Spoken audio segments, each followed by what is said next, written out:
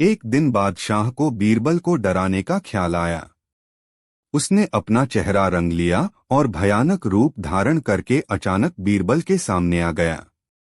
उसने सम्राट का भयावह रूप देखा, लेकिन सम्राट के अजीब और भयानक रूप के बावजूद उन्होंने हमेशा की तरह उनका स्वागत किया। वह ऐसे चुप रहा मानो किसी बात पर गहराई से सोच रहा हो। सम्राट आश्चर्यचकित हुआ।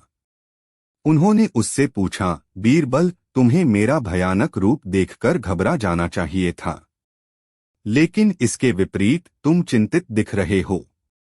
क्यों? बीरबल ने कहा, महाराज, पहले तो मुझे आपको देखकर खुशी हुई, लेकिन फिर मुझे आश्चर्य हुआ कि किसने आपको इतना डरा दिया कि आपको यह भयानक रूप धारण करना पड़ा। बादशाह को बीरबल की परोक्ष टिप्पणी समझ में आ गई। उसने अपनी ठुड्डी नीचे कर ली और शांत हो गया। 101 दिन बादशाह अकबर के दरबार में काम करने वाले एक गुलाम दौलत से कोई गलती हो गई और उसे उसका क्रोध झेलना पड़ा। बादशाह अकबर ने दरबार से बाहर जाने को कहा। वह बीरबल के घर गए। बीरबल ने उसकी बात सुनी और सुझाव दिया, एक बार फिर तुम दरबार में जाओ और बादशाह से पूछो, दौलत आया है, क्या उसे रुकना चाहिए या चला जाना चाहिए। सम्राट उसे वापस देखकर आश्चर्यचकित रह गया। दौलत ने उससे कहा, महाराज, मुझे क्षमा कर दीजिए। दौलत को रहना चाहिए या चला जाना चाहिए? बादशाह दौलत धन के दोहरे अर्थ से प्रसन्न हुए। उन्होंने कहा, रहने दो। संतुलित मनस्थिति वाला कोई भी व्यक्ति यह नहीं कहेगा, चलो दौलत धन, दूर जाओ। मुझे बताओ, सम्राट ने उससे पूछा, तुम्हें यह विचार किसने दिया? दौलत ने कहा, यह बीरबल जी थे, हुजूर। 58 व्यापारी अधिक चतुर हैं। एक दिन बीरबल और बादशाह छत पर खड़े होकर आपस में बातें कर रहे थे। बहुत ही सहजता से बादशाह ने बीरबल से पूछा, बीरबल, सभी लोगों में सबसे चतुर कौन है? महाराज, व्यापारी सभी लोगों में सबसे चतुर होते हैं, बीरबल ने उत्तर दिया। लेकिन अकबर ने बीरबल से अपनी बात साबित करने को कहा। बीरबल ने एक सेवक से कुछ उड़द की दाल लाने को कहा। फिर उन्होंने दिल्ली के 1 दर्जन प्रमुख पंसारी व्यापारियों को दरबार में आने के लिए बुलाया। व्यापारी चिंतित हो गए, लेकिन निमंत्रण को अस्वीकार करना उनके लिए संभव नहीं था। अतः वे दरबार में एकत्र हुए। सम्राट भी वहां उपस्थित थे। फिर बीरबल ने प्रत्येक व्यापारी की हथेली पर दाल के कुछ दाने रखे और उनसे दाल का नाम बताने को कहा। बीरबल के सवाल ने व्यापारियों को काफी हैरान कर दिया। उन्होंने सोचा, यह दाल इतनी आम है कि हर कोई इसके बारे में जानता है। यह हर जगह पाई जाती है।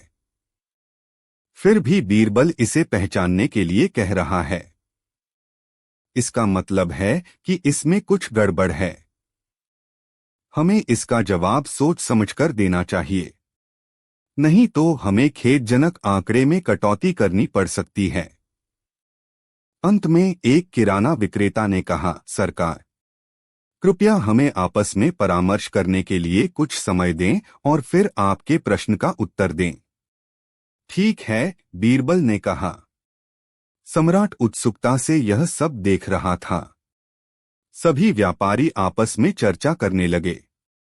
सोचा, यदि वे कहें कि यह उड़द दाल है तो सम्राट प्रसन्न नहीं होंगे, क्योंकि उन्हें पहले से ही पता है कि यह उड़द दाल।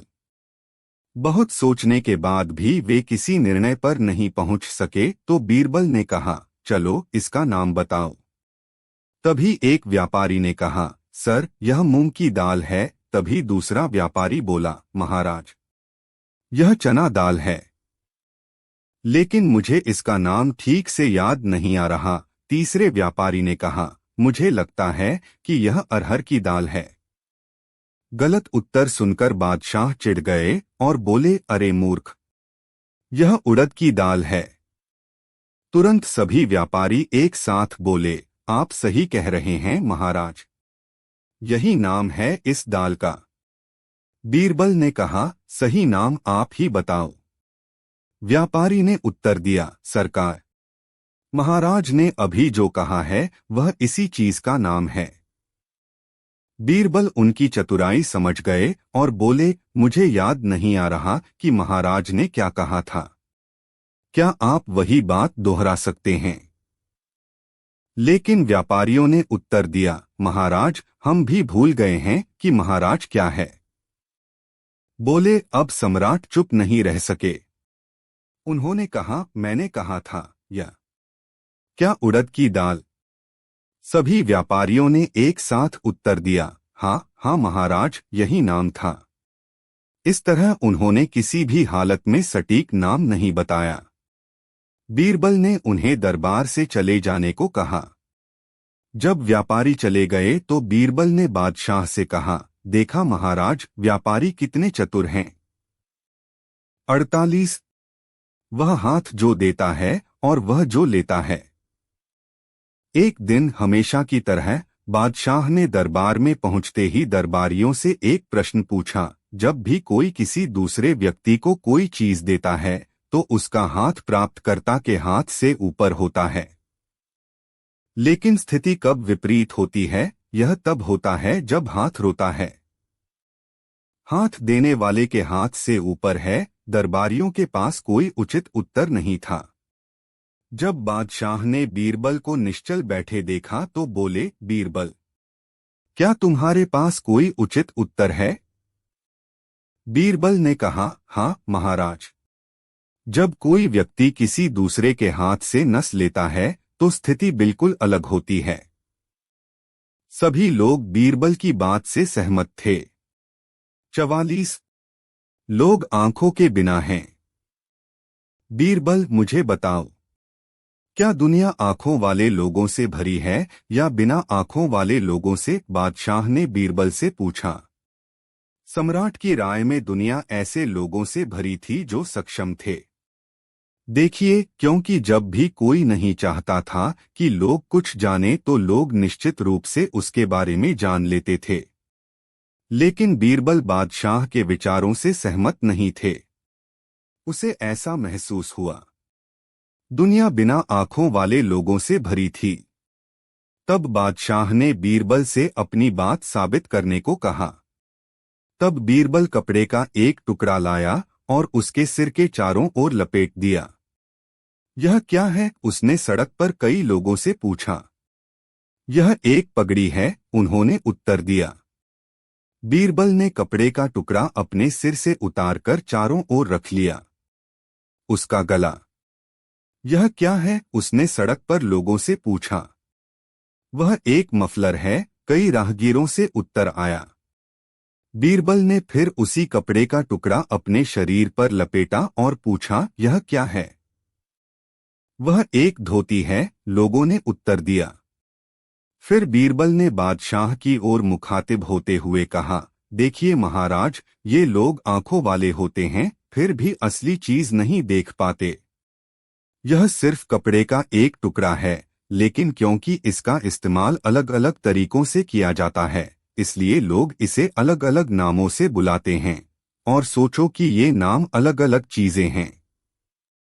तो बीरबल ने आगे कहा, दुनिया ऐसे लोगों से भरी हुई है जो वास्तविकता से अवगत नहीं हैं, और मैं ऐसे लोगों को अंधा कहता हूँ।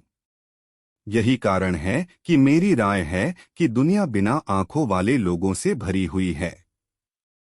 45 क्रोधित व्यापारी। राजधानी में एक व्यापारी रहता था। वह बहुत छोटे थे, जो भी बोलते थे उसे स्वभाव बना लेते थे। द्वारा संयमित। सच हो, एक दिन व्यापारी दोपहर का भोजन कर रहा था और पहले कौर में ही उसे अपने भोजन में बाल का पता चला। वह क्रोधित हो गया और अपनी पत्नी पर चिल्लाने लगा, देखो, अगर दोबारा मेरे खाने में एक भी बाल मिला तो मैं तुम्हारा सिर मुंडवा दूंगा। सावधान। यह सुनकर पत्नी सचमुच घबरा गई। उसने इस बात का पूरा ध्यान रखा कि भोजन में कोई बाल न मिले। और फिर भी एक दिन व्यापारी को अपने भोजन में एक और बाल मिला। उसने अपने नौकर से नाई लाने को कहा। नौकर नाई को बुलाने गया। 0608 शाम के 5:02। सुनील कुशवाहा 731839। सागर की शादी। एक बार किसी अज्ञात कारण से बादशाह बीरबल से नाराज हो गए। उन्होंने उन्हें मंत्री पद से हटा दिया। बीरबल ने किसी को भी अपने ठिकाने के बारे में बताए बिना राज्य छोड़ दिया। कुछ ही समय पहले सम्राट अकबर को बीरबल की उपस्थिति याद आने लगी थी और वे अक्सर उन्हें याद करते थे। वह बीरबल को अपने दरबार में वापस लाना चाहते थे। इसलिए उन्होंने बीरबल की खोज के लिए कई लोगों को तैनात किया, लेकिन इसका कोई फायदा नहीं हुआ। उन्हें उसका ठिकाना नहीं मिल सका। अंततः सम्राट के मन में एक विचार आया। उसने अपने सभी पड़ोसी राजाओं को निमंत्रण पत्र भेजा।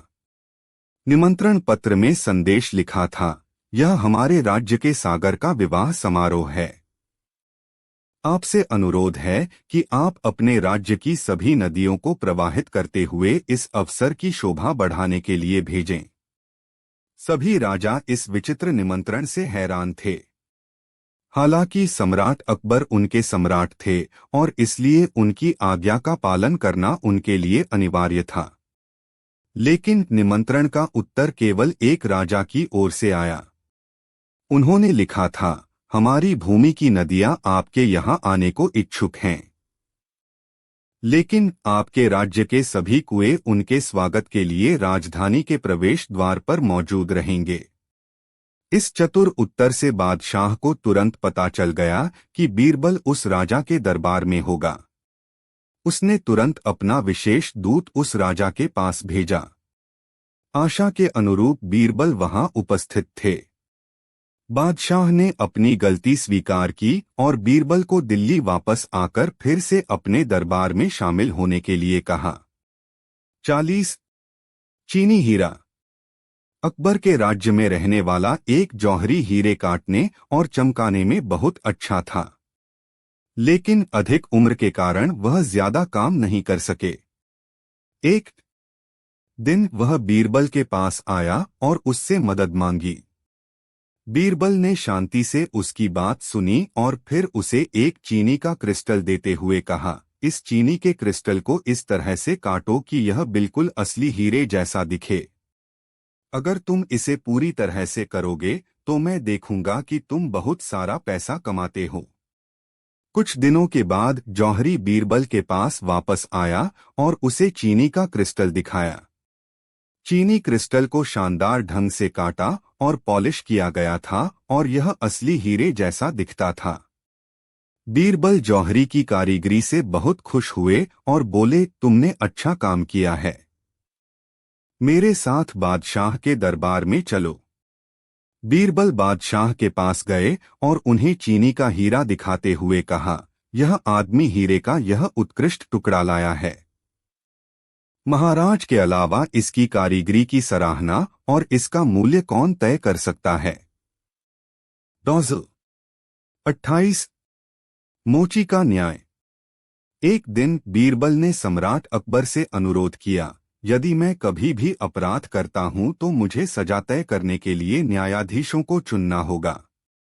यह मेरा विनम्र अपराध है। मैं आपसे अनुरोध करता हूं, कृपया इसे स्वीकार करें। बादशाह सहमत हो गए और बीरबल वास्तव में बहुत खुश हुए। एक दिन संयोगवश बीरबल से एक गंभीर गलती हो गई। बादशाह ने बीरबल को बुलाया और उसे उसकी गलती के बारे में बताया। उन्होंने बीरबल से सजा भुगतने के लिए भी कहा। बीरबल ने बादशाह से अपनी पसंद के न्यायाधीशों को नियुक्त करने का अनुरोध किया। सम्राट सहमत हो गए और उनसे अपने न्यायाधीश स्वयं चुनने को कहा। बीरबल ने 5 मोचियों को मुकदमे में जज नियुक्त किया। बादशाह ने आश्चर्य से पूछा, ये मोची क्या न्याय कर सकते हैं? आपको इसके बजाय कुछ शिक्षित व्यक्तियों को चुनना चाहिए था। बीरबल का मुकदमा सुनने के लिए नियुक्त किया गया। पांचों मोचियों की पसंद पौरबल ने उन्हें अपनी गलती बताई और उनसे अपना निर्णय देने को कहा। अचानक मोचियों को याद आया कि कुछ साल पहले बीरबल ने उन्हें बहुत परेशान किया था। इसलिए वे निर्णय लेते हैं, बीरबल बदला लेते हैं। पहले मोची ने कहा, महाराज, बीरबल ने बहुत बड़ा अपराध किया है। उसे 100 रुपए का जुर्माना देना होगा। दूसरे मोची ने कहा, यह तो बहुत बड़ी सजा है।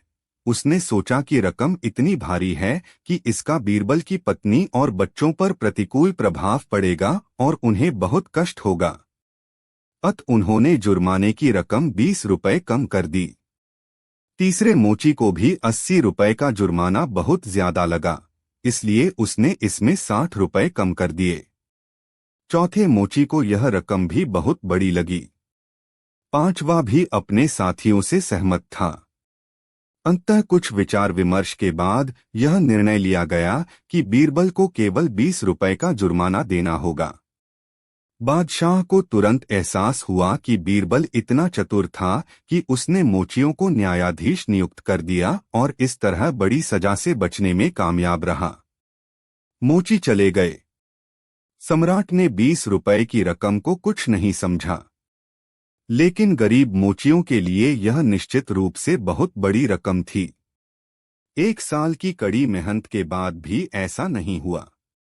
उनके लिए 10 रुपए भी बचाना संभव है। उन्हें गरीबी से जूझ रहे मोचियों पर दया आ गई और साथ ही बीरबल की बुद्धिमता देखकर भी वे प्रसन्न हुए। जब वह भूख सहन नहीं कर सका और उसे भूख लग गई, उससे भी बेहतर उसने खुद से समझौता किया और बीरबल से कहा, बीरबल, मुझे भूख लग रही है। सौभाग्य से बीरबल अपने शिकारी के थैले में कुछ भुने हुए चने भी साथ लेकर आए थे। उसने कुछ चने बादशाह को दिए और कुछ रख लिए स्वयं उसके लिए। उन्होंने अपने घोड़ों को एक पेड़ से बांध दिया और भुने हुए चने खाने लगे। जब उन्होंने खाना खाया और बीरबल ने घोड़े पर चढ़ने के लिए उसकी काठी पर पैर रखा तो घोड़ा जोर से हिनहिनाने लगा। सम्राट आश्चर्यचकित हुआ। उन्होंने पूछा, बीरबल, घोड़ा इतनी जोर से क्यों हिनहिनाया? बीरबल ने नम्रता से उत्तर दिया, महाराज, घोड़े ने हमें अपना भोजन खाते हुए देख लिया। अब वह जानना चाहता है कि कौन चढ़ेगा, घोड़ा या घोड़ा। सम्राट बीरबल के मजाकिया मजाक पर बादशाह मुस्कुरा दिए। 50 इत्र की एक बूंद और अकबर की प्रतिष्ठा। बादशाह अकबर के जन्मदिन के अवसर पर दरबार को सुंदर ढंग से सजाया गया था। दरबार में मिठाइयाँ, इत्र और गुलाब के फूल बांटे जा रहे थे। हाथों पर इत्र लगाते समय इत्र की एक बूंद सम्राट के कालीन पर गिर गई। सम्राट तेजी से नीचे झुककर उस बूंद को अपनी उंगली से दबाने की कोशिश करने लगा, लेकिन इससे पहले कि वह उसे थपथपा पाता, बूंद मोटे कालीन में भीग गई।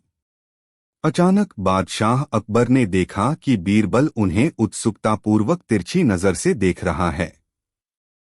उसे बहुत शर्मिंदगी महसूस हुई और वह बीरबल को यह साबित करने का कोई तरीका सोचने लगा कि इत्र का उसके लिए कोई मूल्य नहीं है। इसलिए अगले दिन सम्राट ने अपने सेवकों से महल में पानी की टंकी को अच्छी गुणवत्ता वाले इत्र से भरने के लिए कहा। उनके आदेश का तुरंत पालन किया गया और टैंक बहुत अच्छे इत्र से भर गया। अब बादशाह ने राजधानी में घोषणा करवा दी, जितना इत्र चाहो ले जाओ। तुरंत सैकड़ों लोग इत्र इकट्ठा करने के लिए शाही महल में पहुंचे और सम्राट की बहुत प्रशंसा की गई। सम्राट बहुत संतुष्ट हुआ। उसने सोचा, शायद अब बीरबल को एहसास होगा कि इत्र का मेरे लिए कोई मूल्य नहीं है। उन्होंने बीरबल से पूछा, अच्छा बीरबल, क्या प्रजा के बीच शाही इत्र बांटना मजेदार नहीं है? देखो वे कितने खुश हैं। बीरबल ने शांति से उत्तर दिया, महाराज, इत्र की एक बूंद से खोई हुई प्रतिष्ठा एक टंकी भरकर वापस नहीं मिल सकती। 31 जल बनाम अमृत। एक दिन बादशाह अकबर ने अपने दरबारियों से प्रश्न किया, किस नदी का पानी सबसे अच्छा है? सभी दरबारियों ने एक स्वर में कहा, गंगा का जल सर्वोत्तम है, महाराज। लेकिन बीरबल चुप रहे। बादशाह ने यह देखा और बीरबल से पूछा, बीरबल तुम चुप क्यों हो? तुमने मेरे प्रश्न का उत्तर नहीं दिया। बीरबल ने कहा, महाराज, यमुना नदी का पानी सबसे अच्छा है। बीरबल का उत्तर सुनकर बादशाह आश्चर्यचकित रह गए। उन्होंने कहा, तुम ऐसा क्यों कहते हो, बीरबल? तुम्हारे पवित्र ग्रंथों में गंगा नदी को शुद्ध और पवित्र माना गया है, और फिर भी तुम यमुना के जल को सर्वोत्तम मानते हो। बीरबल ने कहा, महाराज, हम पानी की तुलना अमृत से कैसे कर सकते हैं? गंगा नदी में जो पानी बहता तुम्हें दिखता है, वह पानी नहीं है, यह अमृत है। इसीलिए मैंने कहा कि यमुना का जल सर्वोत्तम है। सभी दरबारी अवाक रह गए और बादशाह को भी सहमत होना पड़ा कि बीरबल सही कह रहे थे। फिर एक दिन बादशाह ने सभी दरबारियों से एक और सवाल किया, ऐसी कौन सी चीज है जिस पर चांद और सूरज की रोशनी नहीं पड़ती? किसी भी दरबारी के पास इस प्रश्न का कोई उत्तर नहीं था। बादशाह अकबर ने बीरबल से यही प्रश्न किया। बीरबल ने कुछ देर सोचा और फिर कहा, महाराज, एक ही चीज ऐसी है जिस पर चांद या सूरज की रोशनी नहीं पड़ती। सम्राट ने उत्सुकता से पूछा, यह क्या है? बीरबल ने कहा, अंधकार। यह एकमात्र ऐसी चीज है जिसे न तो चंद्रमा का प्रकाश मिलता है और न ही सूर्य का। सभी ने बीरबल के प्रश्न के चतुराईपूर्ण उत्तर की प्रशंसा की। 32 मिस्र के राजा और उनके हमशक्ल। बीरबल की बुद्धि और चतुराई पूरी दुनिया में फैल गई थी। मिस्र की अंगूठी ने भी बीरबल की बुद्धिमत्ता की कहानियां सुनी थीं। एक बार उन्होंने बीरबल की बुद्धि की परीक्षा लेने के लिए उन्हें अपने राज्य में आमंत्रित किया। राजा के निमंत्रण पर बीरबल मिस्र की ओर चल पड़े। मिस्र के राजा ने कुछ 7-8 डमी की व्यवस्था की थी जो बिल्कुल उसके जैसे दिखते थे और मिस्र के राजा की तरह कपड़े पहने थे और सिंहासन पर बैठे थे। मिस्र का राजा स्वयं उनके बीच में बैठा था। बीरबल मिस्र पहुंचे और राजा के दरबार में प्रवेश किया। एक पल के लिए उसने सिंहासन पर बैठे प्रत्येक राजा को ध्यान से देखा। वह मिस्र के असली राजा के सामने दर्द से भर गया और उसके सामने झुक गया। राजा बहुत आश्चर्य हुआ। उन्होंने पूछा, बीरबल, तुमने मुझे इतनी आसानी से कैसे पहचान लिया? बीरबल ने शांति से उत्तर दिया, महाराज, जब मैं आपके दरबार में दाखिल हुआ तो मैंने देखा कि ये सभी नकली राजा आपकी ओर देख रहे थे, लेकिन आप काफी आत्मविश्वास से बैठे थे। हालांकि वे राजाओं के भेष में थे, फिर भी उन्होंने भुगतान किया। आप पर बहुत ध्यान, क्योंकि केवल आप ही राजा थे। राजा बीरबल से बहुत प्रसन्न थे। कुछ देर बाद उन्होंने बीरबल को अपने एक मंत्री के साथ महल में भेजा। मंत्री ने बीरबल को महल के चारों ओर घुमाया। अंततः उन्होंने बीरबल को एक भव्य शाही शौचालय भी दिखाया।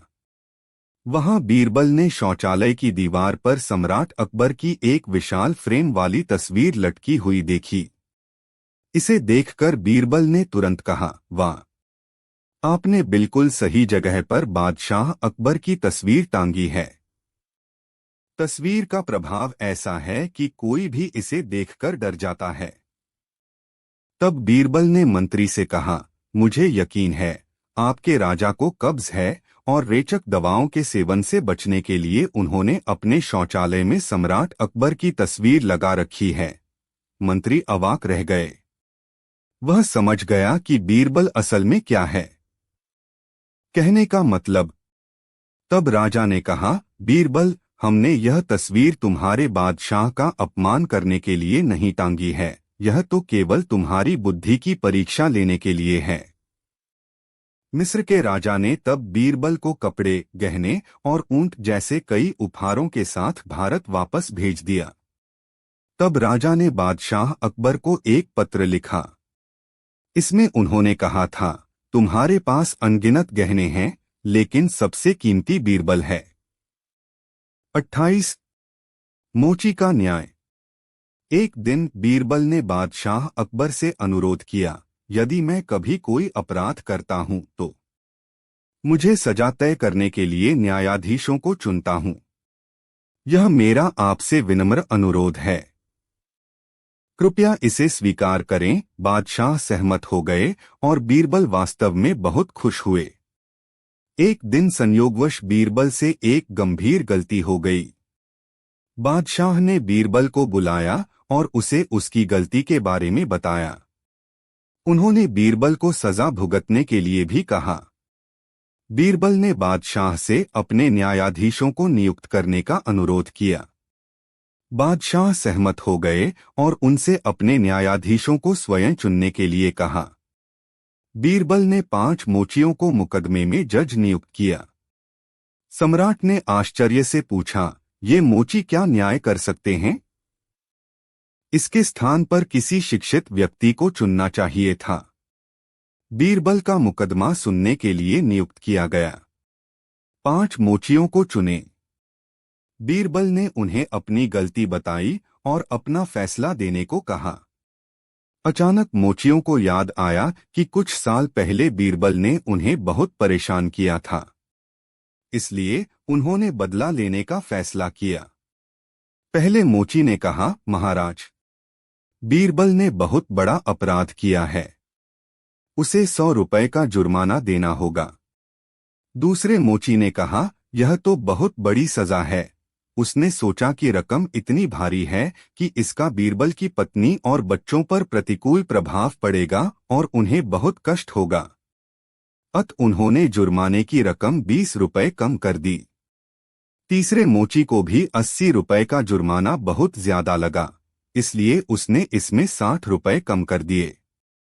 चौथे मोची को यह रकम भी बहुत बड़ी लगी। पांचवा भी अपने साथियों से सहमत था। अंततः कुछ विचार विमर्श के बाद यह निर्णय लिया गया कि बीरबल को केवल 20 रुपए का जुर्माना देना होगा। बादशाह को तुरंत एहसास हुआ कि बीरबल इतना चतुर था कि उसने मोचियों को न्यायाधीश नियुक्त कर दिया और इस तरह बड़ी सजा से बचने में कामयाब रहा। मोची चले गए। सम्राट ने 20 रुपए की रकम को कुछ नहीं समझा, लेकिन गरीब मोचियों के लिए यह निश्चित रूप से बहुत बड़ी रकम थी। साल भर की कड़ी मेहनत के बाद भी उनके लिए 10 रुपए भी बचाना संभव नहीं हो सका। उन्हें गरीबी से जूझ रहे मोचियों पर दया आ गई और साथ ही बीरबल की बुद्धिमता देखकर भी वे प्रसन्न हुए। 29 बीरबल और अपवित्र ब्रश। बीरबल एक हिंदू थे जबकि अधिकांश दरबारी बीरबल के थे। अतः बादशाह सहित सभी दरबारियों ने बीरबल को भी मुसलमान बनाने का निर्णय लिया। एक दिन जब बीरबल दरबार में काम में व्यस्त थे तो बादशाह ने कहा, बीरबल, कल महल में एक बड़ी दावत है। तुम्हें दावत में शामिल होने के लिए आमंत्रित किया गया है। बीरबल उस समय किसी काम में व्यस्त थे। उन्होंने कहा, हाँ। लेकिन इसके तुरंत बाद उन्हें अपनी गलती का एहसास हुआ, पर तब तक बहुत देर हो चुकी थी। उसे अगले दिन दावत में जाना था। जब भोजन परोसा गया तो बीरबल ने बादशाह से कहा, महाराज, हम हिंदू भोजन से पहले भगवान का नाम लेते हैं और कुछ मंत्रों का उच्चारण करते हुए पवित्र जल छिड़कते हैं। हम इन अनुष्ठानों का पालन किए बिना अपना भोजन नहीं लेते हैं। इसलिए मैं आपसे अनुमति चाहता हूं, ऐसा करो। सम्राट सहमत हो गए। बीरबल ने मंत्र पढ़ना शुरू कर दिया और ब्रश की मदद से पानी छिड़कना शुरू कर दिया। यह देखकर सभी मुस्लिम दरबारी क्रोधित हो गए, क्योंकि जिस ब्रश से बीरबल पानी छिड़क रहे थे वह सूअर के बालों से बना था और मुस्लिम धर्म के अनुसार सूअर को अपवित्र माना जाता है। सभी मुसलमानों ने सोचा कि उनका दोपहर का भोजन अपवित्र हो गया है। वे गुस्से में चले गए। बीरबल ने कहा, महाराज, आपने मुझे ऐसा करने की अनुमति दी थी, इसलिए इन सभी दरबारियों ने दूर जाकर मेरा अपमान किया है और हम उस स्थान पर अपना भोजन नहीं खाते हैं जहां हमारा अपमान होता है। इतना कहकर बीरबल भी उठकर चले गए। लेकिन बादशाह समझ गए कि बीरबल के मन में वास्तव में क्या है। उन्होंने इस अजीब घटना की जानकारी रूसी सम्राट को दी। जब सम्राट को यह बात पता चली तो वह भी आश्चर्यचकित रह गए। उसने बीर